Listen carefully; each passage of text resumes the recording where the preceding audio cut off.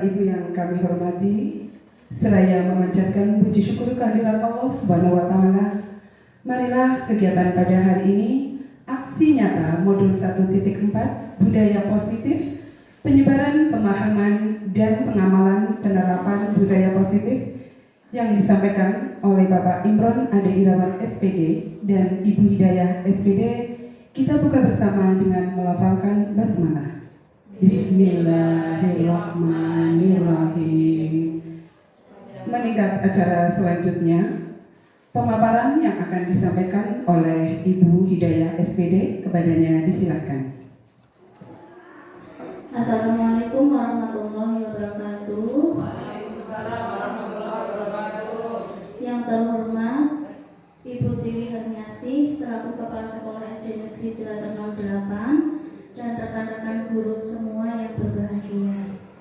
Puji syukur kehadirat Allah Subhanahu wa Ta'ala yang telah melimpahkan rahmat serta karunia-Nya sehingga kita bisa berkumpul di ruangan ini dalam rangka kegiatan aksi nyata modul 1.4 budaya positif, menyebarkan pemahaman dan pengalaman penerapan budaya positif. Kali ini saya akan menyampaikan budaya positif yang telah saya pelajari dari modul 1.1 sampai modul 1.4. Di sini saya tidak akan menggurui sebagai guru, cuma saya akan berbagi pengalaman yang telah saya pelajari selama mengikuti program guru penggerak angkatan 7. Konsep utama modul budaya positif yaitu 1. Perubahan paradigma belajar, 2. Disiplin positif, 3. Kebutuhan dasar manusia, yang 4. Motivasi perilaku manusia, posisi kontrol restitusi, keyakinan kelas, selanjutnya segitiga restitusi. Pembelajaran dengan paradigma baru dirancang berdasarkan prinsip pembelajaran yang terdiferensiasi sehingga setiap siswa belajar sesuai dengan kebutuhan dari tahap perkembangannya untuk mewujudkan profil pelajar Pancasila. Profil pelajar Pancasila terdiri dari beriman bertakwa kepada Tuhan Yang Maha Esa dan berakhlak mulia, mandiri, bernalar kritis, kreatif, bergotong royong, dan kebinekaan global. Disiplin positif. Dalam budaya kita, kata disiplin dimaknai sebagai sesuatu yang dilakukan seseorang pada orang lain untuk mendapatkan kepatuhan. Anak-anak cenderung menghubungkan kata disiplin dengan ketidaknyamanan. Sebagai pendidik, tujuan kita adalah menciptakan anak-anak yang memiliki disiplin diri sehingga dapat berperilaku sesuai nilai-nilai kebijakan universal yang berasal dari motivasi intrinsik bukan ekstrinsik. Disiplin positif merupakan salah satu cara penerapan disiplin yang bertujuan untuk menumbuhkan kesadaran anak untuk melakukan sesuatu tanpa sogokan, ancaman atau hukuman. Selanjutnya, kebutuhan dasar manusia. Kebutuhan dasar manusia itu terdiri dari bertahan hidup, kasih sayang dan rasa diterima, penguasaan, kebebasan, dan kesenangan. Kebutuhan bertahan hidup atau survival yaitu kebutuhan yang bersifat fisiologis untuk bertahan hidup, misalnya kesehatan, rumah, dan makanan. Setiap manusia pasti akan membutuhkan rumah untuk tempat tinggal, lalu kesehatan kita juga membutuhkan juga makanan. Selain itu, sebagai manusia kita juga membutuhkan kasih sayang dan rasa diterima. Kebutuhan untuk mencintai dan memiliki meliputi kebutuhan akan hubungan dan koneksi sosial. kebutuhan untuk memberi dan menerima kasih sayang, dan kebutuhan untuk merasa menjadi bagian dari suatu kelompok. Lalu penguasaan, kebutuhan pengakuan atas kemampuan. Kebutuhan ini berhubungan dengan kekuatan untuk mencapai sesuatu, menjadi kompeten, menjadi terampil, diakui atas prestasi dan keterampilan kita. Selanjutnya, kebebasan kebutuhan akan pilihan. Kita memiliki kebebasan untuk kebutuhan akan kemandirian, otonomi, memiliki pilihan dan mampu mengendalikan arah hidup seseorang. Selanjutnya, kesenangan kebutuhan merasa senang. Kebutuhan untuk mencari kesenangan, beriman dan bertakwa. Motivasi perilaku manusia. Motivasi merupakan dorongan yang timbul pada diri seseorang secara sadar ataupun tidak sadar untuk melakukan suatu tindakan dengan tujuan tertentu. Yang pertama, menghindari ketidaknyamanan dan hukuman. Murid melaksanakan kedisiplinan biasanya didasari karena ia takut akan hukuman. Ini yang dinamakan motivasi ekstrinsik. Lalu yang kedua, mendapatkan imbalan atau hadiah dari orang lain. Murid melaksanakan kedisiplinan biasanya didasari karena ia ingin mendapat hadiah atau penghargaan. Ini juga termasuk dalam motivasi ekstrinsik. Yang ketiga, menghargai nilai-nilai kebajikan diri sendiri. Murid melaksanakan kedisiplinan karena sadar akan nilai kebajikan dalam dirinya. Ini yang dinamakan motivasi intrinsik. Nah, ibu-ibu, untuk menghindari ketidaknyamanan dan hukuman, murid melaksanakan kedisiplinan biasanya didasari karena ia takut akan hukuman. Ini yang dinamakan motivasi ekstrinsik. Itu biasanya contohnya apa? Kalau di sekolah kita, biasanya kalau apa Bu? Oh iya, tidak mengerjakan PR, terus dia takut dihukum. Berarti murid melaksanakan kedisiplinan biasanya didasarkan karena ia takut akan hukuman. Iya, jadi dia merasa takut dihukum, akhirnya mengerjakan. Lalu yang mendapat imbalan, tapi sebenarnya nggak boleh kayaknya. Kalau sekarang kan kita tidak boleh menghukum siswa. Terus mendapatkan imbalan atau hadiah dari orang lain. Murid melaksanakan kedisiplinan biasanya didasari karena ia ingin mendapat hadiah atau penghargaan. Ini juga termasuk dalam motivasi ekstrinsik. Biasanya murid melaksanakan tugas, cuma dia motivasinya cuma ingin setelah aku mengerjakan PR biar nanti dapat hadiah dari guru. Itu sebenarnya juga nggak bagus ya, nggak boleh. Nah, untuk yang ketiga, menghargai nilai-nilai kebajikan diri sendiri. Ini yang paling bagus. Seharusnya murid itu melaksanakan kedisiplinan karena dia sadar akan nilai kebajikan dalam dirinya. Ini yang dinamakan motivasi intrinsik. Berarti dari ketiga motivasi ini, berarti yang paling bagus itu harusnya yang ketiga gitu. Karena dia sadar kedisiplinan itu memang nilai kebajikan dalam dirinya masing-masing. Terus selanjutnya, konsep disiplin dengan identitas gagal. Contohnya konsep disiplin dengan identitas gagal itu kita karena hukuman.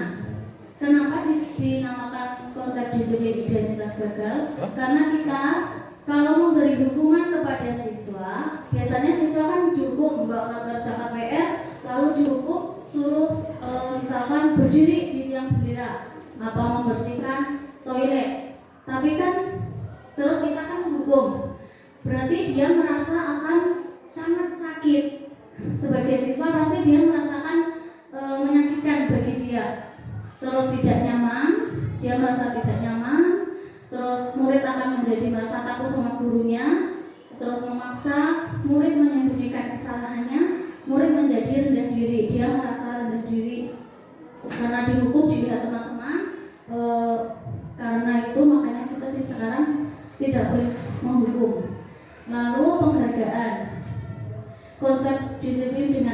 gagal, yaitu juga kita memberi penghargaan kepada siswa juga termasuk disiplin dengan identitas gagal.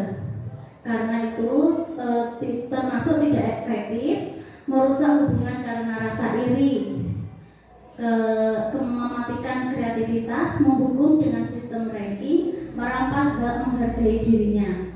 Ternyata itu Ibu, selama pembelajaran CGP ini kita itu tidak diperkenankan memberi penghargaan kepada siswa.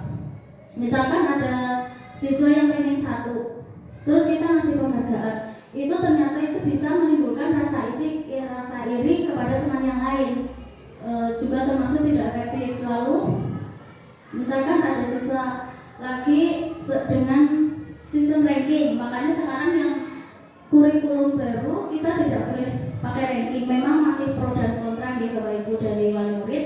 Memang ada yang menanyakan ranking itu pasti, ranking anaknya jadi dia itu merasa bangga dan puas, lalu diupload di WhatsApp. Itu status anaknya ranking 1, padahal itu supaya untuk menjaga kenyamanan dengan yang lain, itu kita sekarang tidak boleh menyantumkan ranking. Juga di pembelajaran yang ini itu kita ternyata tidak boleh memberikan PR itu biar dalam satu hari itu kita di sekolah harus tuntas, selesai nggak selesai harus diselesaikan di sekolah biar dia ada waktu untuk bermain lebih. Untuk selanjutnya konsep disiplin dengan identitas sukses. Nah, kita kenapa dinamakan dengan konsep disiplin dengan identitas sukses? Itu yaitu dengan konsekuensi penguatan jangka pendek, perlu monitoring berkelanjutan, stimulus respon, murid menghormati peraturan, kehilangan waktu untuk merenungi kesalahannya.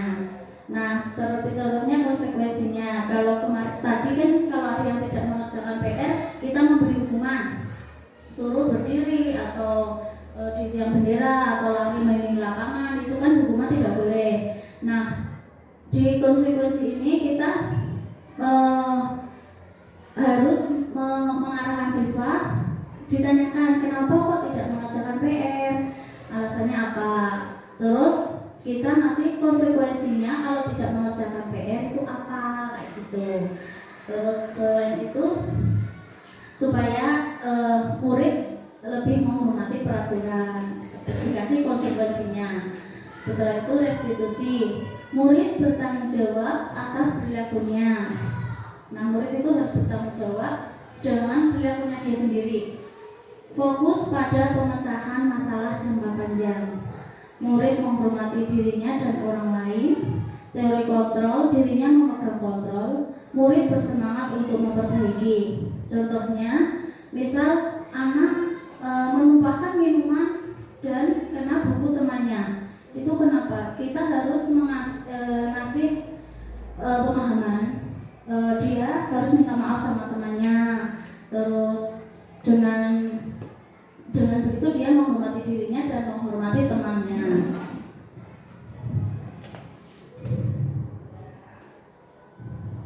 Untuk selanjutnya, konsep disiplin pendekatan restitusi.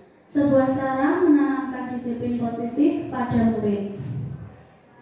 Pengertian restitusi sendiri di sini adalah proses menciptakan kondisi bagi murid untuk memperbaiki kesalahan mereka sehingga mereka dapat kembali pada kelompok mereka dengan karakter yang lebih kuat. Lalu konsekuensi. Guru memberikan konsekuensi untuk mengerjakan PR saat istirahat atau menulis kembali sebanyak 3 kali lipat. Guru tegas dan siswa menghormati peraturan. Untuk yang konsekuensi ini, contohnya guru memberi konsekuensi mengerjakan PR saat istirahat.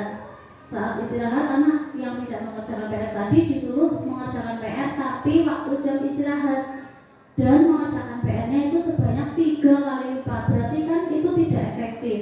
Saat yang lainnya istirahat, bermain, ke kantin, dia mengerjakan PR. Berarti itu juga terlalu tegas. Guru tegas dan siswa menghormati peraturan tapi dia merasa tertekan. Siswa kita berarti merasa tertekan karena yang lain istirahat, main, makan jajan, ternyata dia harus mengerjakan PR.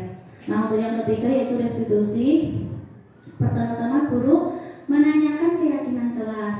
Misalkan kamu masih ingat keyakinan kelas kita, kayak gitu. Terus dan membantu siswa menyelesaikan masalahnya. Diingatkan lagi keyakinan kelas kita yang sudah disepakati kelas, kesepakatan kelas seperti tidak mengerjakan PR itu nanti akan bagaimana, terus konsekuensinya apa, itu kan sudah ada kesepakatan kelas. Jadi dia guru terbuka, jadi sama-sama enak. Misal kesepakatan kelas sudah kesepakatan kelas, misal satu kelas sudah menyepakati jika tidak ada yang tidak mengerjakan PR, nanti misalkan dia disuruh kesepakatan kan disuruh disuruh menyapu kesepakatannya atau disuruh menyanyi, itu kan sudah kesepakatan. Berarti dia sudah tahu konsekuensinya kalau dia tidak mengerjakan PR tapi sesuai kesepakatan kelas dia harus melakukan itu. Jadi itu sudah terbuka dan siswa menghormati diri dan orang lain, jadi dia bisa menghormati dirinya, dia tersadar, oh iya karena kemarin sudah ada kesepakatan aku tidak mengerjakan PR, berarti aku konsekuensinya harus melakukan itu, sudah kesepakatan kelas.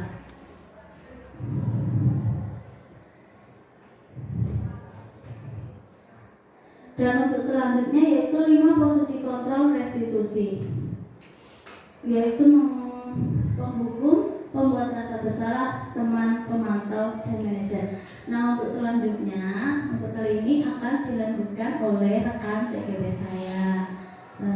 Dari saya cukup sekian, terima kasih. Akan dilanjutkan oleh Pak Imron. Monggo Pak. Terima kasih kepada Ibu Hidayah SPD. Dilanjutkan pemaparan berikutnya oleh Bapak Imron Ade Irawan SPD. Disilakan.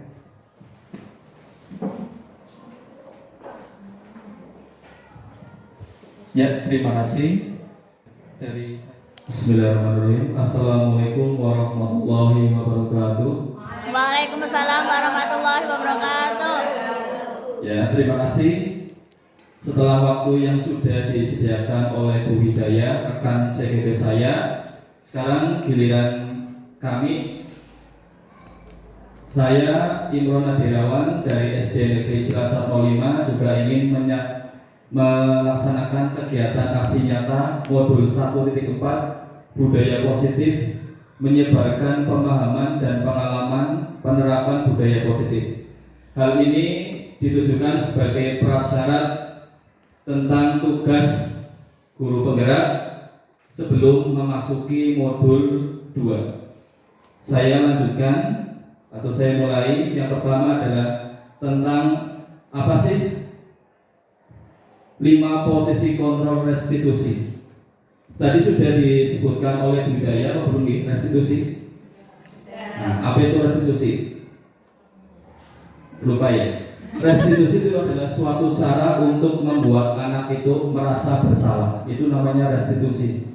Nanti saya akan tampilkan tentang beberapa contoh penerapan tentang apa itu restitusi. Untuk awalnya saya akan sedikit menyampaikan atau membagi ilmu saya. Jikalau nanti saya ada beberapa keliruan mohon dimaafkan. Kemudian jika ada manfaat silakan bisa diterapkan oleh rekan-rekan guru semua. Yang pertama sebagai penghukum, pembuat rasa bersalah, sebagai teman, sebagai pemantau dan manajer. Nah ini contoh penerapan 5 posisi kontrol. Misalkan ada suatu kasus, yang pertama adalah siswa tidak memakai atribut lengkap saat upacara bendera. Jika ibu-ibu semua atau rekan-rekan guru semua itu memposisikan diri sebagai penghukum, kira-kira akan melaksanakan seperti ini. Misalkan ada anak tidak memakai topi, tidak memakai dasi, sepatunya bontang-belanteng, rambutnya tidak rapi, pasti akan baris di depan berdiri di depan barisan. Nah, itu sebagai penghukum. Okay? Jadi sepertinya kita semua itu pada sebelum memasuki kurikulum merdeka pernah melaksanakannya. Berarti kita itu memposisikan diri sebagai penghukum. Nah, tadi sudah disebutkan oleh Bu Hidayah, kalau sebagai penghukum nanti bisa mematikan kreativitas anak, membuat anak menjadi rendah diri. Tapi memang ini yang paling efektif dulu ya, membuat anak menjadi jerah. Tetapi ternyata setelah kita mempelajari modul 1.4, ini suatu yang tidak benar gitu. Kemudian yang kedua, membuat rasa bersalah. Nah, setelah kita memposisikan diri sebagai hukum, kita pasti sering memposisikan diri juga sebagai pembuat rasa bersalah. Misalnya, aduh, berapa kali Pak Guru harus mengingatkanmu ya, kalau ini hari Senin pasti harus memakai seragamnya lengkap. Nah itu membuat anak menjadi, oh iya ya, saya bersalah. Nah itu. Atau, duh, Pak Guru sangat kecewa loh dengan tindakanmu. Pak Guru malu, masa muridnya Pak Guru berdiri di depan kelas. Nah itu juga membuat anak menjadi bersalah. Pernah boten Bu? Sering, membuat anak menjadi bersalah. Kemudian yang ketiga, teman. Nah, memposisikan diri sebagai teman ada kelebihannya, ada kekurangannya. Kelebihannya anak menjadi dekat dengan kita, tapi kekurangannya anak menjadi semakin tidak terkontrol. Aduh, Ben, Pak Guru iki emang karo aku. Nah, misalkan contoh, ayolah kamu yang tertib ya, buat Pak Guru bangga. Nah, kalau anak seperti itu jadi, ya Pak Guru, siap. Hari ini Pak Guru maafkan, tapi jangan diulangi lagi ya. Ternyata di lain waktu, di beberapa kesempatan, anak tersebut merasa, ih Pak Guruku emang ini orang apa lah. Sekali-kali, dari sekali-sekali itu ternyata berkali-kali. Itu memposisikan diri sebagai teman. Memang sesuai dengan kurikulum merdeka, tetapi ada beberapa yang saya rasa tidak sesuai. Kemudian yang keempat adalah sebagai pemantau.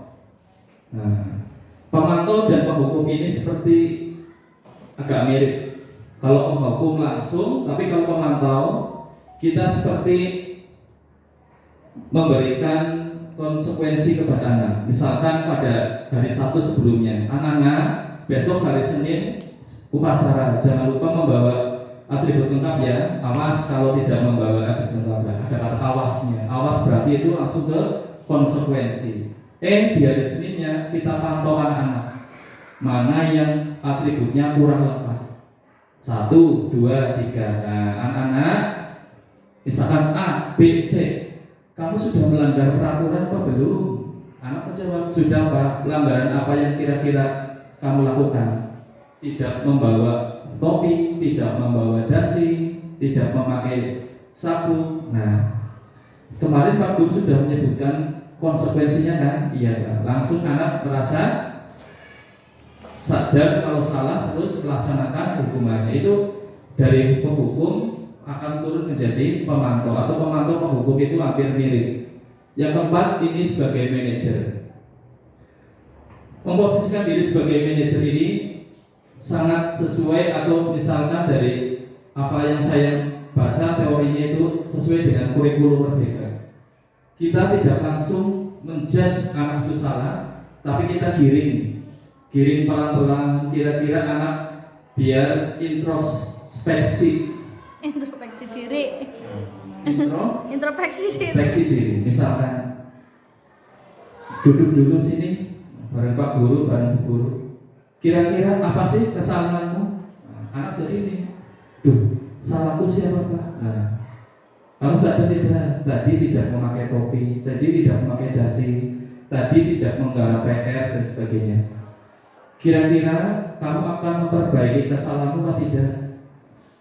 Dari pernyataan Pak Guru tersebut atau Bu Guru tersebut, anak-anak langsung sadar, oh ya Pak, saya salah, saya akan memperbaiki diri. Nah ini kita tidak langsung berdiri di depan bendera, cuci toilet, cangkul halaman depan, atau bersihkan rumput. Nah, tidak, tapi kita memposisikan anaknya untuk merasakan atau mengintrospeksi dirinya. Kalau misalnya dia salah, dia akan mengakui terus memperbaikinya. Nah, Demikian 5 posisi kontrol yang sudah saya sampaikan dengan contoh studi kasusnya. Siswa tidak memakai atribut lengkap satu pacar bendera. Kira-kira paham betul Ibu? Nah, lanjut tentang keyakinan kelas. Nanti lain-lainnya. Keyakinan kelas. Nah, ketika mengerjakan PMM kemarin, walaupun agak melihat teman, pasti pernah mendengar tentang keyakinan kelas. Mengapa sih disebut keyakinan kelas, bukan peraturan kelas? Dari kita kecil menjadi guru, sering mendengarnya peraturan kelas. Nah, ternyata sekarang diubah lagi menjadi keyakinan kelas. Sebelum kita menjawab apa sih keyakinan kelas itu, saya memberi pertanyaan pemantik. Yang pertama, Bu Pak, mengapa kita memiliki peraturan tentang menggunakan helm saat mengendarai kendaraan bermotor? Supaya aman.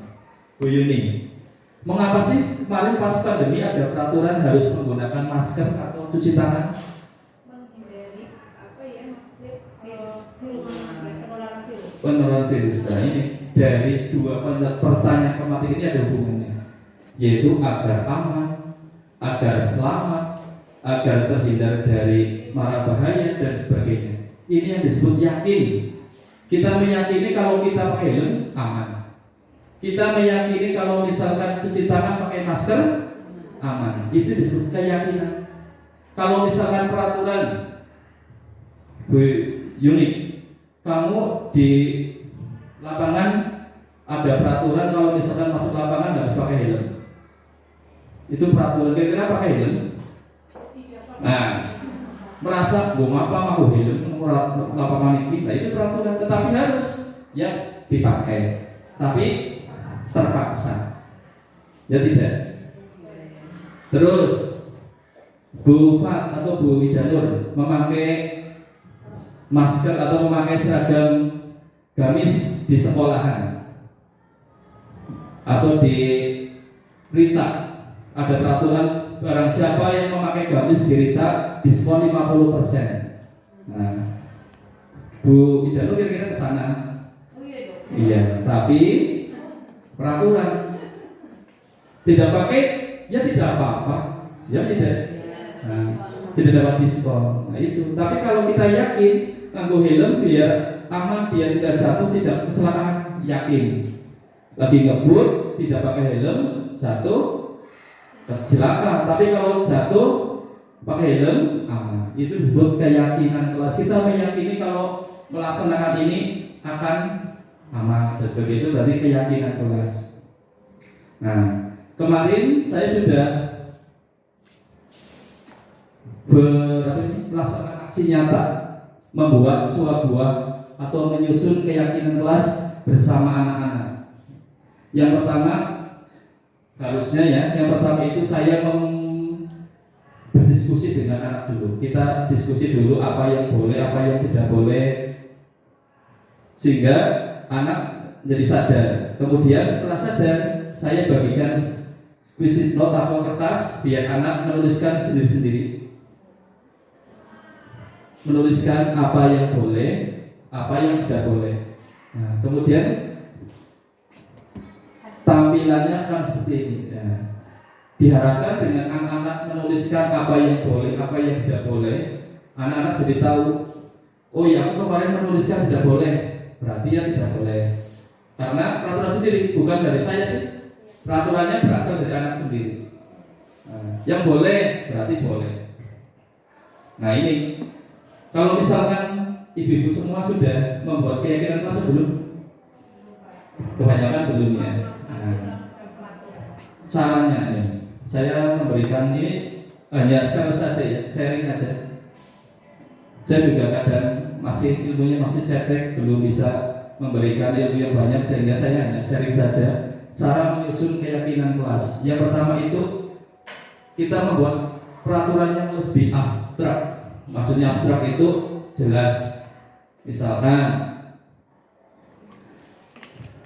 di kelas tidak makan permen. Kalau minum boleh, ya boleh. Itu kita sesuaikan dengan kondisi aja. Boleh boleh minum tapi tidak boleh makan. Nah, berubah pernyataan universal, misalkan universal itu berarti umum satu, misalkan ada anak yang tidak boleh memanggil nama orang tua, tidak boleh mengejek ibu. Nah, kita berarti bikin ringkas saja, menghormati orang lain. Itu berarti berupa pernyataan universal. Terus dibuat dalam bentuk positif.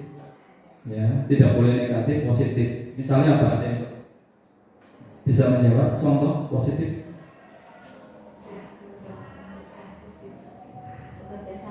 Ya, boleh kata-kata yang positif, bekerja sama, ya.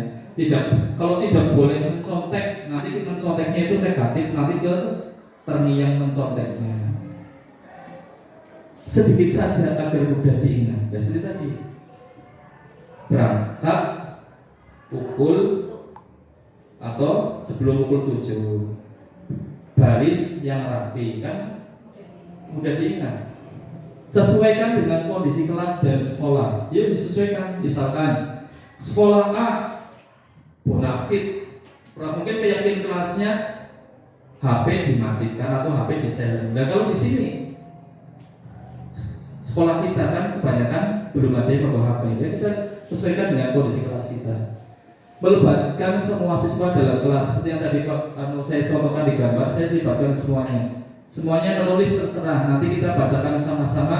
Yang misalnya boleh dan tidak boleh. Kalau misalkan masih ada negatifnya, saya sisihkan. Kemudian positif, saya tempel. Setuju anak-anak? Setuju, tempel. Boleh. Tidak boleh setuju seperti ini. Setuju. Nah, tempel. Sehingga anak-anak dilibatkan akan senang. Karena peraturannya bukan dari saya sih. Kalau peraturan dari guru, seakan-akan anak akan terpaksa. Tapi kalau dari anak, kemarin kan kamu menyatakan seperti ini, harus konsekuensi, harus menjaga peraturan yang kalian buat sendiri. Kemudian yang terakhir, bersedia meninjau kembali dari waktu ke waktu, ditinjau kembali. Karena semakin lama peraturannya itu kan berbeda-beda. Yang kemarin misalnya sepatu harus hitam, kaos kakinya hitam. Masa hari Senin atau hari Jumat tapi ya, kaos kakinya gitu. Nah, atau misalkan olahraga boleh pakai sepatu olahraga ya boleh. Misalnya itu ditinjau kembali dari waktu ke waktu akan semakin berubah. Nah ini segitiga restitusi. Mungkin ibu semua pernah mendengar segitiga restitusi. Apa sih restitusi? Oh, ada segitiganya. Yang ku tahu segitiga itu biru. Iya. Yang ku tahu segitiga itu biru. Segitiga restitusi. Yang pertama, menstabilkan identitas. Ternyata kalau misalkan anak-anak itu melakukan pelanggaran atau melakukan kesalahan, ada teorinya yang namanya segitiga restitusi. Sehingga kita tidak boleh langsung salah push up, salah cuci toilet atau bersihkan toilet, salah lari muterin lapangan. Ternyata ada teorinya, ada 3. Menstabilkan identitas, validasi tindakan yang salah, kemudian menanyakan keyakinan. Yang pertama, menstabilkan identitas. Kita tidak langsung menyalahkan siswa. Loh, kepriwe ini nganggo iki. Tapi kita duduk dulu sini. Nah, duduk dulu. Kita membuat mereka nyaman dulu. Terus kita katakan, udah. Setiap orang pasti pernah melakukan kesalahan. Bukan kamu saja, Pak Guru juga pernah. Teman-temannya juga pernah. Nah, biar anak itu stabil kondisinya. Kemudian kalau misalkan kita pernah membuat salah, kita harus memperbaikinya. Nanti anak akan menjawab sendiri. Kita pancing-pancing saja. Kemudian yang kedua, memvalidasi tindakan yang salah. Semua perilaku salah pasti dilakukan siswa memiliki alasan lain. Memvalidasi tindakan yang salah. Loh, kamu tidak mengerjakan PR kenapa? Karena akan menjawab alasannya karena semalam melihat bola, semalam listriknya mati, semalam ikut kondangan dan sebagainya. Kita tanyakan saja alasannya. Nah, dari alasan tersebut kita gali, kemudian kita temukan kuncinya itu kenapa. Setelah kita tahu alasannya, kita akan menanyakan keyakinan. Keyakinan ini hubungannya sama yang tadi, keyakinan kelas. Nah, kamu tadi melanggar apa ya? Nah, kita sudah membuat keyakinan kelas, mengerjakan PR. Nah, kamu tidak mengerjakan PR, berarti kamu melanggar keyakinanmu sendiri. Nah, terus setelah kamu tahu apa yang kamu langgar, kamu harus memperbaiki kesalahannya dengan cara apa? Dengan cara apa? Disusun, dituntun, biar anak menjawab sendiri, merasakan kesalahannya sendiri, sehingga diharapkan anak memperbaiki kesalahannya. Nah, berikut saya tampilkan sebuah tayangan, jangan ditertawakan ya. Saya seperti Dr. Boyke. Siap, luruskan gerak. Gerak.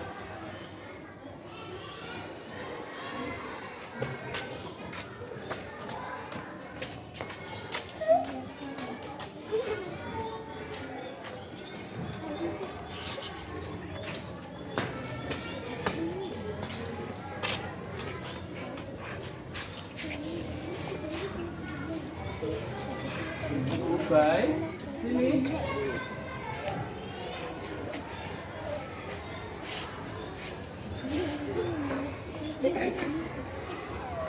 Selamat pagi, Ubay.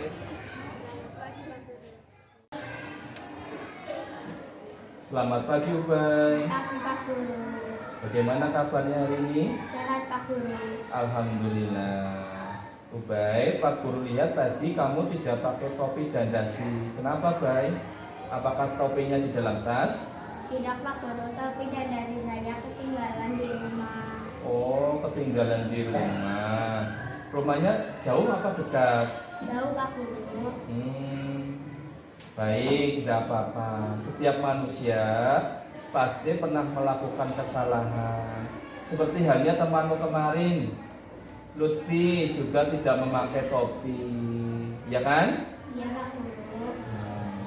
Kamu melakukan kesalahan, pasti ada alasannya. Memangnya kenapa tidak bawa topi dan dasi? Tadi malam saya menonton bola, jadi saya bangun kesiangan saat berangkat sekolah. Saya terburu-buru. Oh begitu. Tidak memakai topi dan dasi karena bangunnya kesiangan, iya? Iya Pak Guru. Baik, tidak apa-apa. Yang penting hari ini kamu tidak terlambat, hanya tidak memakai topi dan dasi. Berarti itu ada segi positifnya. Menurut kamu sudah melanggar keyakinan kelas apa belum? Sudah Pak Guru. Kamu melanggar keyakinan kelas yang mana? Saya melanggar keyakinan kelas, tidak disiplin dan tidak memakai seragam dengan A. Nah, pinter. Berarti kamu sudah tahu kan arti pentingnya disiplin? Sudah Pak Guru. Kira-kira setelah kamu mengetahui kesalahan kamu, besok kamu mau memperbaikinya apa tidak? Mau Pak Guru. Dengan cara bagaimana? Saya akan menjadi orang yang mandiri dan disiplin. Bangunnya nanti jam berapa? Jam 6. Terus? Saya akan tidur lebih awal. Pinter. Baik, setelah kamu mengetahui kesalahanmu, kira-kira besok mau diulangi lagi apa tidak? Tidak Pak Guru. Pinter. Nanti kamu akan menjelaskan sendiri kepada ibu kepala sekolah ya. Iya Pak Guru. Insya Allah tidak akan dimarahi. Silakan lebih baik mempersiapkan diri karena sebentar lagi mau upacara. Duduk lagi. Kita sebagai guru dalam menerapkan program disiplin positif, hendaknya guru juga memiliki standar kepribadian. Kita contohkan dulu kepribadian kita, nanti anak akan mengikuti. Kita juga harus profesional. Sudah profesional, Bu? Insya Allah. Hanya orang lain yang melihat ya, menilai. Dan sosial yang baik. Ya, kita memberikan sosial yang baik bagi anak agar anak bisa mencapai disiplin positif. di mana guru mampu berefleksi pada posisi kontrolnya saat ini. Bisa menjadi teman, bisa menjadi penghukum, bisa menjadi manajer. Kita bisa memposisikan diri sesuaikan dengan kondisi anak. Bagaimana perjalanan dirinya sebagai among atau posisi manajer. Jadi yang paling sesuai itu adalah posisi manajer yang menuntun anak-anak atau murid-murid menjadi insan yang mandiri, merdeka, dan bertanggung jawab. Susah ya? Susah sekali kita mengkonsistensikan anak untuk bisa berdisiplin positif. Tapi kalau kita bisa melakukan dengan cara yang kecil dulu, pembiasaan, insya Allah nanti lama kelamaan anak akan bisa memiliki disiplin positif, disiplin yang berasal dari diri sendiri, tidak karena terpaksa oleh orang lain.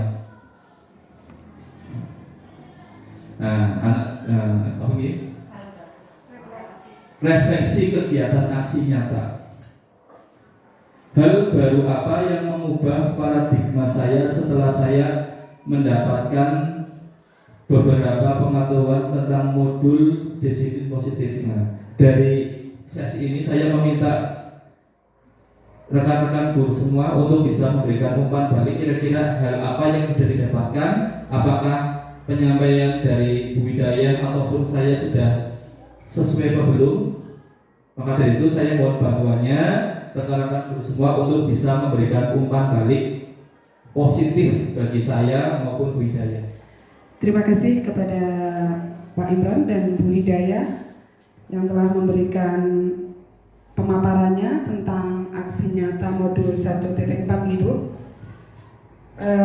Refleksi dari saya tentang pengetahuan modul ini, penyampaian dari Bu Hidayah dengan Pak Imron cukup jelas sekali, mudah dipahami, sehingga bagi saya itu merupakan suatu ilmu yang sangat bermanfaat, di mana selama ini kita sebagai pendidik lebih memposisikan diri sebagai penghukum ya dalam disiplin positif.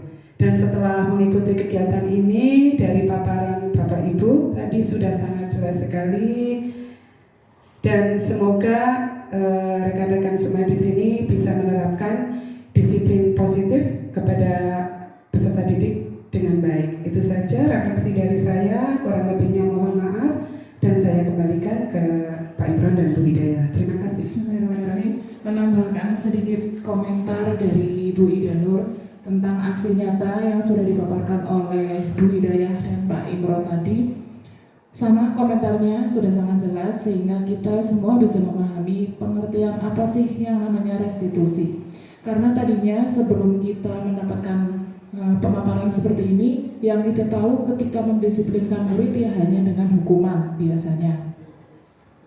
Karena banyak sekali pelanggaran-pelanggaran siswa yang dilakukan setiap harinya. Bahkan sampai kita sendiri terkadang bingung, hukuman apa lagi yang harus kita terapkan agar siswa itu bisa melakukan kedisiplinan. Nah, ketika kita sudah mendapatkan pemaparan seperti ini, setidaknya kita mendapatkan sedikit gambaran bagaimana cara mendisiplinkan siswa tanpa harus memberi hukuman. Kiranya cukup sekian dari saya, terima kasih. Baik, terima kasih atas tanggapannya dari Bu Ida Nur ataupun dari Bu Irma. Mudah-mudahan dari tanggapan tersebut bisa menggugah kita semua untuk bisa lebih profesional lagi memberikan atau menerapkan disiplin positif pada sekolah kita. Semoga sesi belajar hari ini bisa membawa banyak manfaat bagi kita semua, sehingga kita dapat mewujudkan pelajar profil Pancasila. Salam Merdeka Belajar.